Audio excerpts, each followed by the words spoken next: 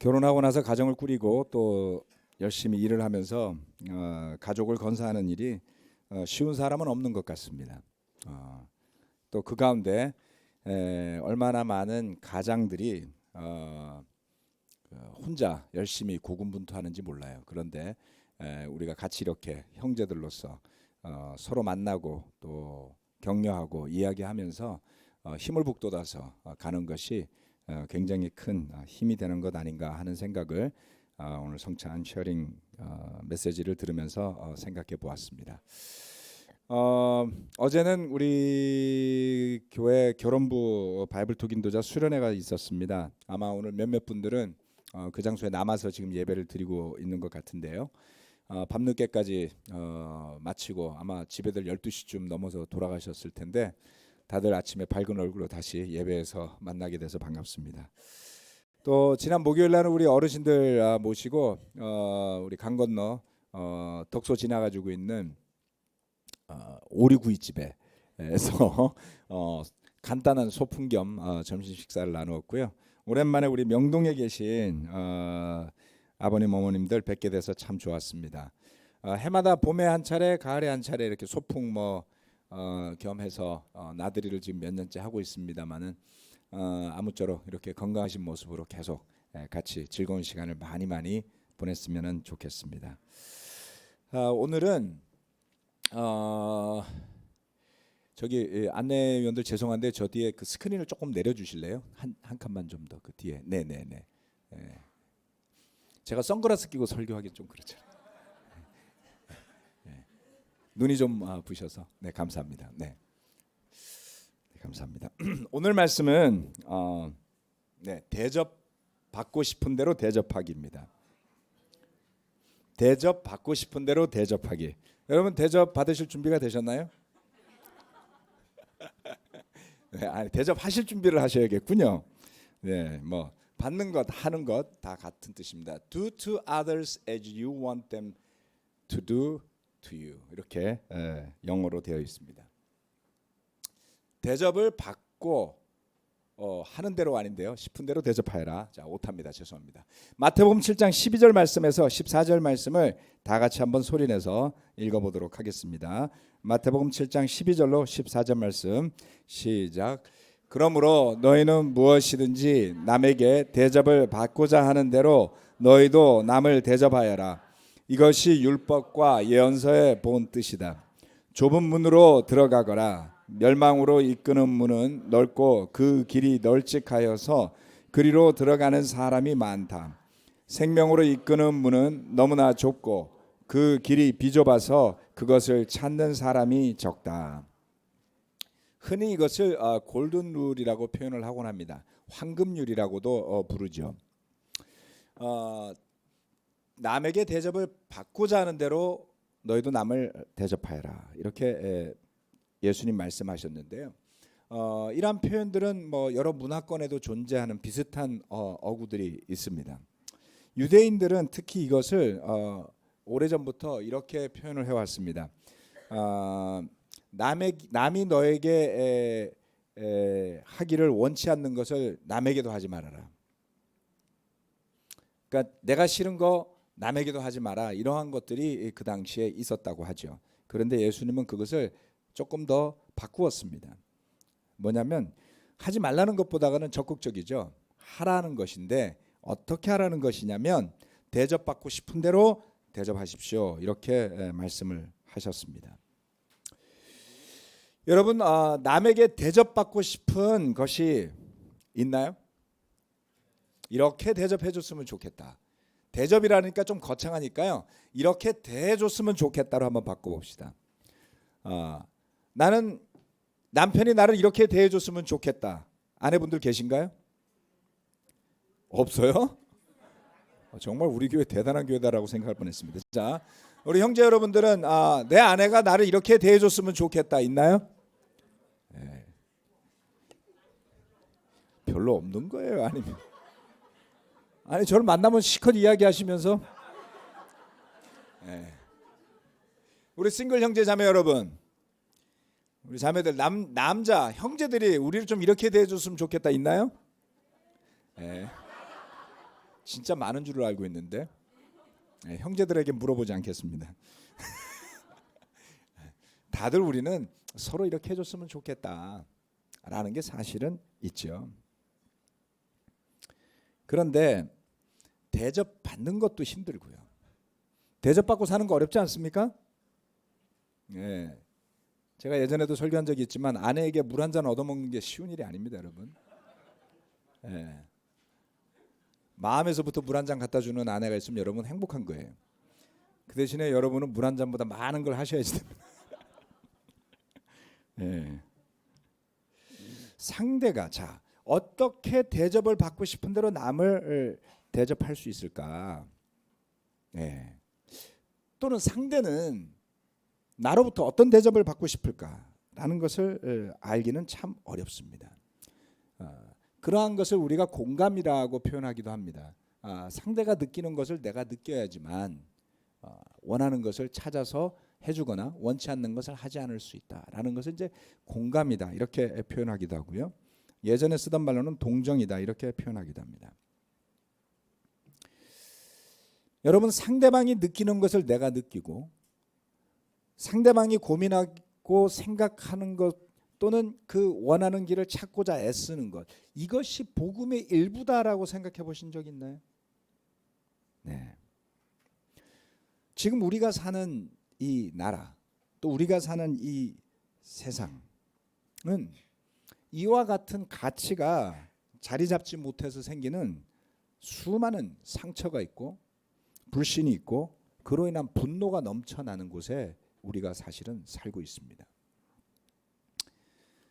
얼마 전에 작년 연말인가요? 올 초쯤에 난리가 났었죠.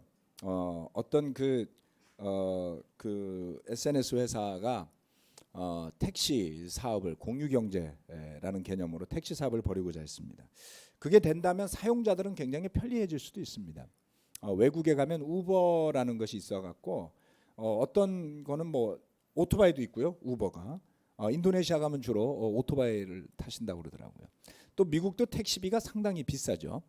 그래서 미국에 가서 대부분의 사람들이 요즘엔 싸게 타기 위해서 우버 앱을 가지고 있는데 우리나라는 우버라는 회사가 들어와서 법적인 사업을 할 수가 없게 돼 있습니다. 그런데 국내에 유명한 회사가 그 택시 사업을 시작하려고 했을 때 난리가 났었어요. 택시 기사분들이 분신도 하시기도 하고 거리에 나서서 데모를 하기도 하고 시민들은 다양한 목소리로 갑론을박이 이어지고 결국 저 사업은 지금 무산되어 있는 상태입니다. 정부가 중간에 서서 뭐 이번 정부는 그래도 역대 어떤 정부보다가 약자의 목소리를 들어주려고 애쓰는 것을 표방하는 정부죠. 그래서 택시 업계의 목소리를 듣고 또 대한민국의 미래를 생각하니 이 사업은 해야겠고 택시 업계 목소리를 들으니 하지 말아야겠고 그래서 정부는 굉장히 고민이 많았을 겁니다. 이런 이해관계가 맞물려 있는 그래서 생기는 문제에서 양보하고 타협하고 서로를 이해한다는 것은 결코 쉬운 일이 아닙니다. 그런데 그렇게 각각 다른 입장에서 그 문제를 바라보면서 해결하고자 할 때 그것을 더욱 어렵게 만드는 것은 바로 상대에 대한 불신입니다. 저 사람은 내 입장을 전혀 이해하고 있지 못해 라는 전제로 시작하는 대화는 절대 성공할 수가 없습니다. 그런데 이러한 조금 전에 읽었던 그 말씀의 본질로 다가가기 위해서 제가 제안하는 몇 가지의 뭐 제안이다 이렇게 생각해 주시는 게 좋겠습니다. 고민을 하면서 이 말씀이 우리 교회 안에서 우리 가정 안에서 우리 관계 안에서 적용이 된다면 어떠한 변화가 일어날까를 생각하고 고민해 봤습니다. 굉장히 놀라운 변화가 많이 일어날 수 있습니다. 첫 번째 중요한 것은 그렇다면 나는 어떤 대접을 받고 싶은가라는 것을 생각할 수 있어야 합니다. 많은 분들이 저를 포함해서 저는 사실은 다른 사람들이 나를 이렇게 대접해야 돼라는 것을 생각해 본 적은 없어요. 제자가 되기 전에 더더군다나 별로 생각한 적이 없었고요. 오랜 시간 동안에 누가 나를 이렇게 대접해야 돼라는 생각을 별로 해본 적은 없는데 살다 보면 불쾌할 때가 있잖아요. 왜 나한테 이렇게 하는 거야? 라는 생각을 할 때가 있습니다. 관계 속에서. 대체로 직장을 다니시는 분들은 상사로부터 불쾌한 경험을 하게 되죠. 왜 나한테 이런 걸 요구하는 거지? 라는 생각을 해보시지들 않나요? 네. 저는 군대에 있었지만 상사가 부당한 지시를 하면 왜 나한테 이런 것을 요구하는 거지? 라는 생각을 한 적도 많았고 그것을 이야기한 적도 있습니다. 네. 이것을 제가 꼭 해야 됩니까? 네. 신세대 군인이었죠. 네. 그런데 내가 먼저 대접을 받고 싶은 것을 아는 건 그것은 아주 중요합니다. 왜냐하면 내 필요를 정확하게 보지 못하는 사람이 남의 필요를 생각할 여지나 여유는 많지 않습니다. 나는 정말 무엇이 필요한 것일까요? 내 마음 안에 무엇이 들어있는 것일까요? 성경 말씀은 이렇게 이야기하고 있습니다. 주님은 사람의 영혼을 환히 비추시고 사람의 마음속 깊은 곳까지도 살펴보신다. 10길 물속은 알아도 한 길 사람 속은 모른다 그랬죠. 성경 말씀도 인정하는 것 중에 하나는 사람의 마음속이 꽤 깊다는 거예요. 그래서 우리가 믿음을 가지고 말씀을 묵상하면서 하나님을 구하는, 찾는 믿음의 삶을 사는 삶의 특별한 열매들은 이러한 것들을 내 힘으로 할 수 없는 것을 할 수 있는 길로 이끌어 주시더라는 것입니다. 사실은 나는 과연 무엇을 느끼는 건가? 그리고 내가 느끼는 그것들을 어떻게 전할 수 있을까? 도대체 나는 어떤 대접을 받고 싶은 것인가? 생각해 보시기를 부탁드립니다.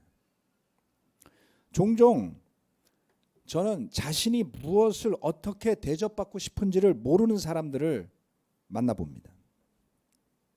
뭔가 불만이 있는 것 같아요. 그런데 무엇을 말해도 소용이 없고 무엇을 하려 해도 소용이 없는 경우가 있습니다. 너무나 화가 나 있거나 또는 스스로가 원하는 것을 말하지 않아요. 왜 말하지 않는지는 알 수가 없어요. 왜? 설명해 주지 않기 때문에. 뭔가 부끄러운 걸까요? 떳떳하지 않은 걸까요? 아니면 스스로를 기만하고 있는 걸까요? 표현을 못하건 뭐가 됐건 어떤 대화도 연결되지 못하는 경우들이 있습니다. 그런데 이런 것이 한두 번이 아닙니다. 정말 많습니다.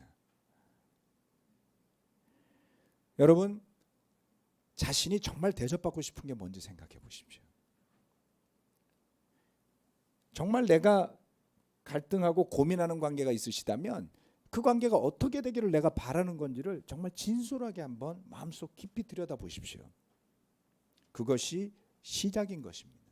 때로는 그것을 알게 됐을 때 저는 놀란 적들도 있어요. 제 스스로에게. 내가 정말 이런 것을 바라고 있었는데 그것을 몰랐구나.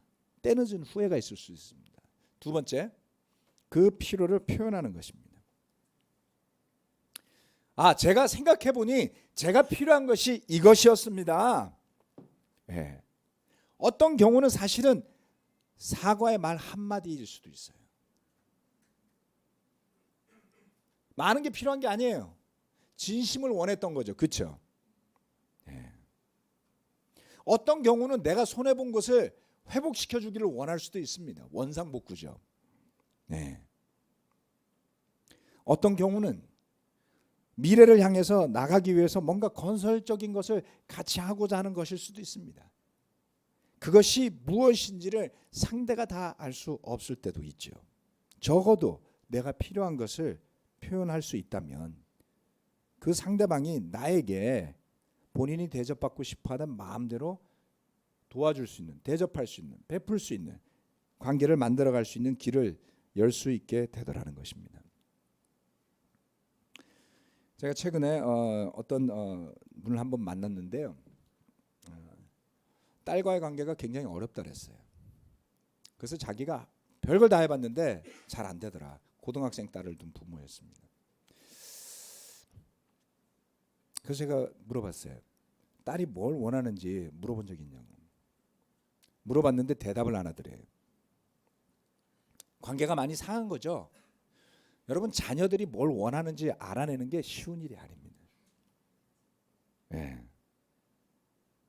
부모로서 해야 되는 매우 중요한 것 중에 하나가 뭐냐면 자녀들이 원하는 것을 건강하게 표현하도록 도와주는 거예요. 네. 도와주는 겁니다. 그래서 우리 애들이 아주 조그만 적에 징징대면 주세요를 하라고 가르쳤어요. 이렇게 해. 주세요를 해. 징징대지 말고. 그래서 주세요 하면 주는 거예요. 주세요. 주세요. 좋은 시그널이죠. 부모가 자녀에게 주는데 울 때만 주면 계속 울 겁니다. 짜증낼 때만 주면 계속 짜증낼 거예요. 더 나아가서는 많은 바쁜 부모들이 자녀들이 정말 필요로 하는 것에 관심을 안 가지면서 자녀들은 더 이상 이야기를 안 하게 되죠. 자, 부모와 자녀의 관계에 대한 것을 제가 말씀드렸지만 이것은 다 자란 성인으로서도 우리에게 해당이 됩니다. 특별히 우리가 그리스도인으로 살아가면서 내 생각과 내 필요를 표현하는 것이요. 자신을 건강하게 그리고 진솔하게 그리고 용기 있게 표현할 수 있어야 합니다.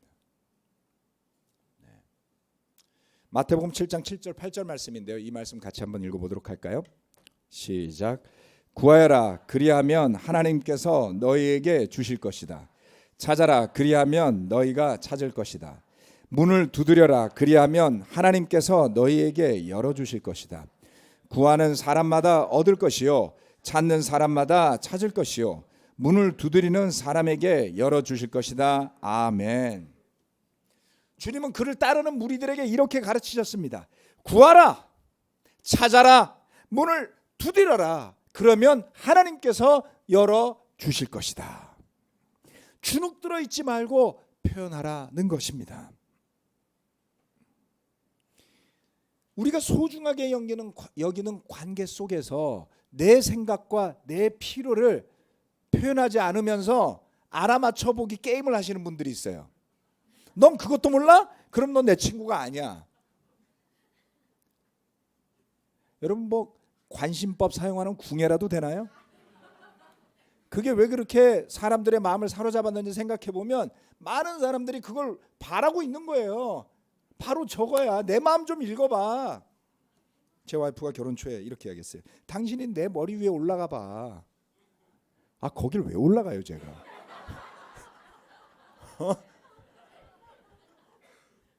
제가 2살 젊은데 제 와이프보다는 누나랑 결혼했더니 매사 애 같은 거야. 제가 생각해봐도 29살 때 제가 철이 없긴 했습니다. 지금 돌아보면 어느 틈엔가 제가 머리 위로 올라간 지가 오래됐습니다.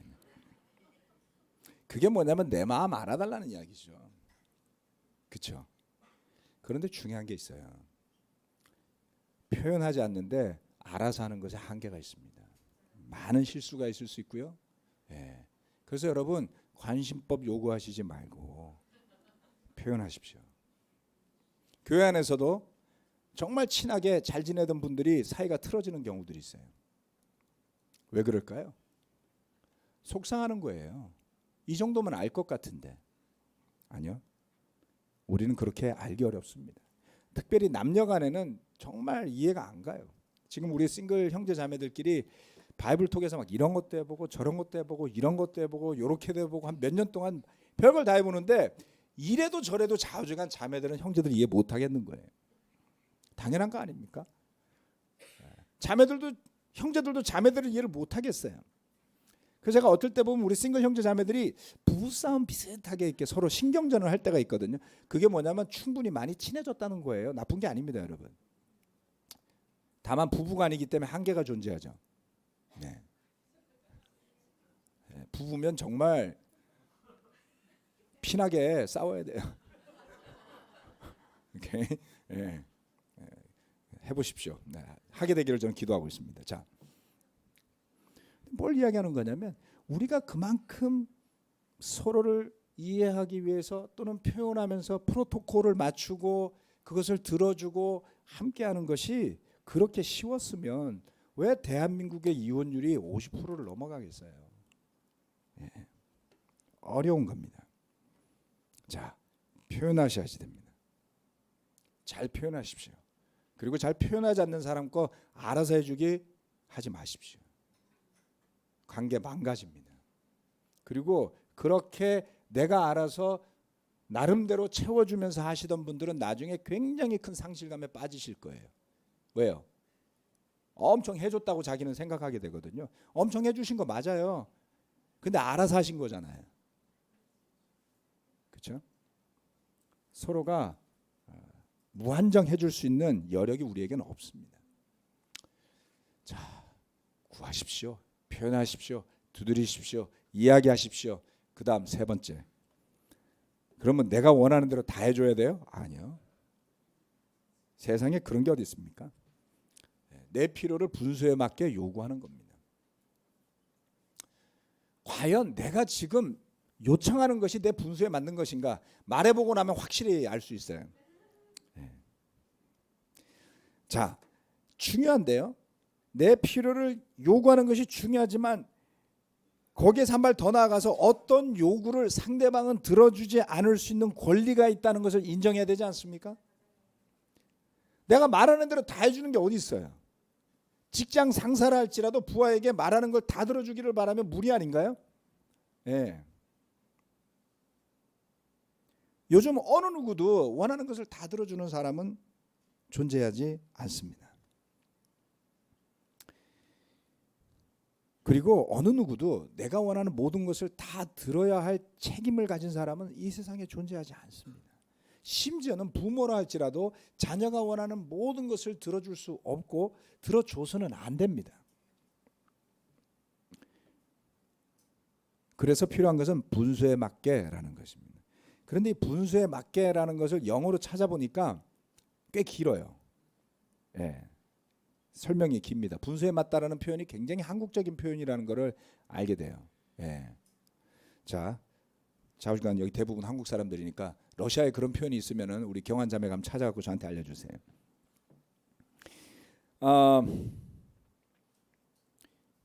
사실 여기에 계신 여러분 모두는 어느 정도 범위 안에서 지금 살아가는 사회생활을 영위할 정도로 서로 요구하고 들어주는 법을 익히고 살고 있다고 저는 믿습니다. 잘들 하고 계신 거예요. 그러나 어떤 관계 속에서는 늘 도대체 얼마만큼 주고받아야 할까가 굉장히 어려운 명제입니다. 감정적인 부분에서도 그렇습니다. 도대체 우리는 어느 정도 친해지는 게 필요한 걸까요? 그리고 얼마나 자주 만나야 될까요? 그리고 뭐가 도대체 나한테 적절한 거고 상대방에게 적절한 걸까요? 이것을 바운더리라고 부릅니다. 바운더리. 상담학 하시는 분들은 잘 아시겠지만 건강한 바운더리가 나름 있다는 거예요. 어떤 사람하고는 가깝게 이야기할 수 있어요. 부부간에 좀 바운더리가 가깝죠. 이렇게 끌어안고 있어도 괜찮잖아요.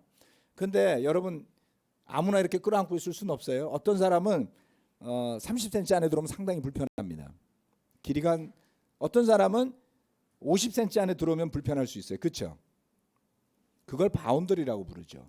감정적으로 관계에 있어서 얼마만큼 우리는 친해져야 할까요? 얼마만큼 나는 프렌십을 요구할 수 있을까요? 네. 자, 잠언 25장 16절 17절 말씀인데 같이 한번 읽어보겠습니다. 시작. 꿀을 발견하더라도 적당히 먹어라. 과식하면 토할지도 모른다. 이웃집이라 하여 너무 자주 드나들지 말아라. 그가 실증이 나서 너를 미워하게 될지도 모른다. 정도의 범위죠. 네. 어떤 부모님들은 자녀를 버거워하세요. 정말 이쁘고 사랑스러워야 되는데 꼴도 보기 싫어. 이런 표현들을 하세요. 예. 왜요? 꼴도 보기 싫을 만큼 해주신 거예요. 예? 해주지 마세요. 사랑스러울 만큼 하세요. 왜 죄를 지어가면서까지 봉사하세요? 제가 간섭할 일은 아니니까 그게 어느 것이 적정선인지는 모르겠습니다. 어떤 자녀들은 부모가 부담스러울 만큼 부모님을 모셔요. 그래서 나중에 막 짜증이 나요. 좋은 뜻으로 같이 살자고 모셨는데 살다 보니 스트레스 받아서 사랑하고 봉사하고 효도하고 싶은 마음은 저리로 가고 이제 막 보기도 싫어져요. 왜 거기까지 하세요? 친구인데 너무 자주 만나요. 좋아서 만났거든요. 나중에 실증 났어요. 누가 책임질 겁니까? 한 구절 더 있어요. 27장 14절 말씀 같이 읽겠습니다. 시작. 이른 아침에 큰 소리로 이웃에게 축복의 인사를 하면 그것을 오히려 저주로 여길 것이다. 와우. 제가 이른 아침에 남의 집에 전화 안 합니다. 아침부터 전화 걸고 그러면 불쾌할 수 있어요. 예. 이건 뭘 이야기하는 걸까요? 내 마음에 좋다고 다 남에게 좋은 것이 아닙니다. 사실 우리는 잘 보면 이 말씀에 참 어려움이 있는 것 중에 하나는 내가 대접받고 싶은 대로 남에게 대접하라는 것을 오해하지 마셔야 되는 게 내가 좋으면 남도 다 좋은 건 아닙니다. 대접에 대한 거예요. 그러니까 대부분 내가 좋다고 생각하는 대로 관계를 만들어 가려고 하게 되지요. 그런데 그것은 상대방의 입장에 대해서 입장을 바꿔서 생각하는 그러한 것을 이야기하는 것이기도 합니다. 어떤 사람들에게는 내가 좋다고 생각하고 하자고 하고 하는 것이 상당히 불편하고 어렵게 느껴질 수도 있습니다. 또 어떤 분들은 너무나 조심스러워서 정말 고민하고 어쩌다 하나 딱 부탁했는데 거절당하면 막 이제 배신감이 밀려오고 용서할 수가 없고 막 회복하기가 어려울 만큼의 상처를 입기도 하더라고요. 여러분 잘 생각해 보세요. 교회에 오셔갖고 하나님이 여러분을 배신한 적 없어요. 예수님이 여러분을 버린 적은 없어요. 그런데 내가 정말 소중하게 생각하고 너무 친하다고 생각했던 친구들로부터 상처 입은 적은 되게 많다. 그런 것을 극복하시고 지금까지 이렇게 믿음 안에 계시는 여러분은 제가 믿음의 승리자라고 인정해 드리겠습니다. 자, 이 말은 사실은 받아들이기 쉬운 말은 아닙니다. 여러분 분수에 맞게 생각하십시오라고 말하면 기분이 좋으세요? 분수에 맞게 살라는 말은 사실 되게 무시받는 느낌을 주거든요. 그렇지 않나요? 내 분수에 맞게 어떤 것이 과연 적정할 건가 이렇게 생각하다 보면 불편합니다. 그래서 나는 그거밖에 안 된다는 거야? 나는 그 정도로 만족하고 살라고 나를 무시하는 거야? 분수에 맞다라는 이야기는 잘못 해석하면 굉장히 비관적이 될 수 있습니다. 왜요? 거기엔 이유가 있어요. 분명히. 왜냐하면 우리는 우리의 분수를 지키고 싶은 마음이 없기 때문입니다. 우리 마음의 근본으로 가면 끝을 알 수 없는 이기심과 탐욕이 그 안에 자리를 잡고 있어요. 그래서 우리가 그리스도 예수를 주님으로 받아들이기 전에 그러한 끊임없는 이기심과 탐욕 속에서 살아왔던 존재라는 것 까마득하게 잊어버리고 내가 마치 천사라도 되는 것처럼 착각하시면 관계에 오만 문제가 발생할 겁니다. 물론 서두에서 말씀드렸다시피 여기 계신 대부분의 형제 자매들은 할 만한 정도의 분수를 지키면서 세상 속에 살아왔는지 모르지만 그래도 여전히 내 마음의 깊은 곳에는 모든 것이 내 중심으로 돌아갔으면 하는 그 간절한 강력한 염원이 존재하는 것을 인식하셔야지 돼요. 왜 그게 없는 것처럼 생각하시고 왜 그게 없는 것처럼 말하시고 왜 그게 없는 것처럼 행동하세요? 예수 그리스도를 주님으로 믿고 그리고 하늘나라를 소망한다고 하는 우리가 이 골든룰, 이 황금률을 생각해 보는 것이 어떤 의미가 있을까요? 마치 하나의 도덕의 그 어떤 규율처럼 여겨지는 그러한 신앙과 관계없는 일로 생각할 수도 있습니다. 여기에 대해서는. 네. 그러나 그렇지 않습니다.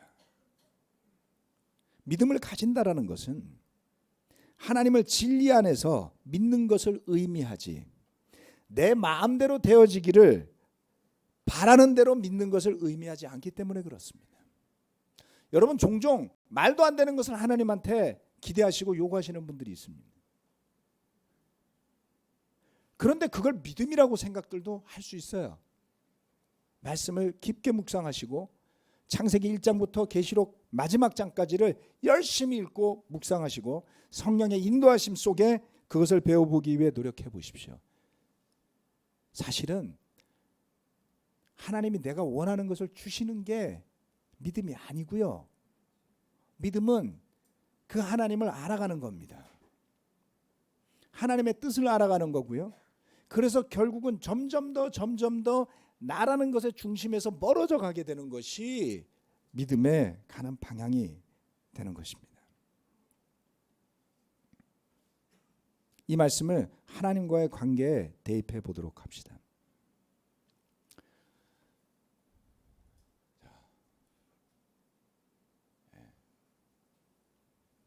한 구절 더 있었군요. 네, 이거는 넘어가도록 하겠습니다. 오늘. 자, 하나님과의 관계에 대입을 해보도록 합시다. 하나님께서 우리에게 바라는 것은 무엇일까요? 하나님 우리로부터 어떤 대접을 받기를 원하실까요? 좀 더 구체적으로 예수님은 제자들에게 무엇을 바라셨나요? 우리의 기도가 우리가 원하는 리스트로 가득 차기 전에 예수님이 원하실, 예수님이 바라실 것 하나 정도는 그 리스트에 끼워 넣으면 어떨까요? 네. 처음의 말씀으로 돌아가 보면 이런 것을 생각해 보게 됩니다. 무엇이든지 남에게 대접을 받고자 하는 대로 너희도 남을 대접하여라. 이것이 율법과 예언자의 본뜻이다 라고 썸업을 딱 하셨어요. 총정리하셨어요, 예수님이. 그런데 그 다음 구절이 이어지는데 맥락상 연결되지는 않아 보입니다. 이 7장 12절 말씀은 여러 가지 중에 그냥 끼어져 있어요. 이 7장의 말씀은 다양한 걸 이야기하는데, 그런데 묘하게도 맥락이 맞습니다. 그 다음 말씀은 뭐냐면 좁은 문에 대한 이야기입니다. 좁은 문으로 들어가거라. 멸망으로 이끄는 문은 넓고 그 길이 널찍하여서 그리로 들어가는 사람이 많다. 생명으로 이끄는 문은 너무나도 좁고 그 길이 비좁아서 그것을 찾는 사람이 적다. 이 황금률 그리고 좁은 문으로 들어가라는 말씀은 맥락상 다른 것을 의미하는데, 그런데 이 말씀이 연결되면 이렇게 이해할 수가 있습니다. 이 황금률은 대접을 받고자 하는 대로 남을 대접하는 것, 또는 남이 나에게 하기를 원치 않는 것을 남에게 하지 않는 그러한 것들은 매우 좁은 문입니다. 그 자체가 말처럼 쉬운 일이 아니더라는 겁니다. 여러분이 믿음으로 그것을 받아들이실 수 있고 그것을 삶 속에서 이루어내실 수만 있다면 어떤 변화가 생기겠습니까? 타인을 향한 원망, 분노, 상처, 불신, 슬픔, 여러분을 괴롭게 하는 것은 사실은 많은 관계들로부터 오는 어려움들 아닙니까? 여러분, 거기에서 자유로워질 수 있다면, 거기에서 성장해 갈 수 있다면 얼마만한 희망이 생길까요? 교회라는 곳은 엄청난 하나님의 축복의 장입니다. 말씀드렸다시피 그 안에서 함께 우리가 부대끼면서 기뻐하고 즐거워하고 행복해하고 때로는 괴로워하고 슬퍼하고 고통스러워하는 문제들을 겪게 됩니다. 이것은 아주 큰 영적인 숙제이기도 하지요. 그런데 거기에 대한 해결의 실마리는 바로 이 말씀으로부터 시작하는 것이다 라고 생각합니다. 골든룰, 대접을 받고 싶은 대로 대접하여라 라고 하신 말씀을 깊게 묵상해 보시면서, 정말 최근에 많은 좋은 바이블톡 그룹 안에서의 관계들이나 부부 관계들이나 자녀 관계들이나 또 서로 간의 관계들에서 많은 성장이 있는 것을 저는 지켜봅니다. 그만큼 교회 안의 기쁨도 늘어났죠. 그만큼 함께 좋은 것을 나누고자 하는 마음도 늘어가고 있습니다.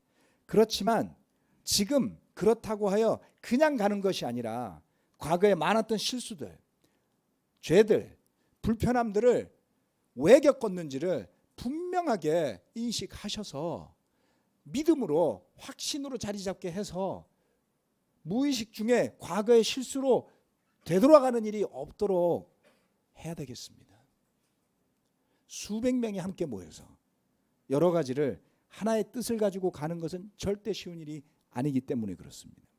제가 가끔 거듭거듭 말씀하시지만 어려운 때는 또 올 겁니다. 그러나 믿음으로 그 어려움들을 극복해내신 수많은 분들이 가운데 있기 때문에 분명히 우리는 미래에 또 다른 모습으로 우리에게 다가오는 어려움들을 극복해 나가는 길이 열리리라 믿습니다. 대접받고 싶은 대로 대접하기 마음에 담아두시길 바라면서 말씀 마치겠습니다. 아멘.